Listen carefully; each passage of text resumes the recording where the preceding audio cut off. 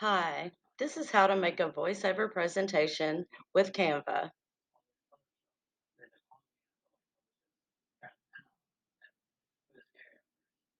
With talking presentations, in this training video, we'll show you 3 steps to add the recording to your Canva presentation. So step 1, you should have your Canva presentation already made and ready to go. The way to do this is you choose a template you like and you fill it up with information that you'd like to share. After that's done, you go head on to the recording studio. In the top right corner of the editor, you click on Present and Record, and then you click on Go to Recording Studio.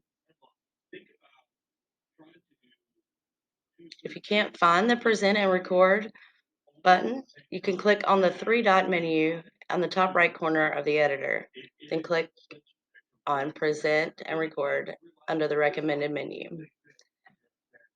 Next, start recording. Set up your camera and microphone. Once you're ready, click on Start Recording. Get ready to record in 3 seconds, and it will count down 3, 2, 1.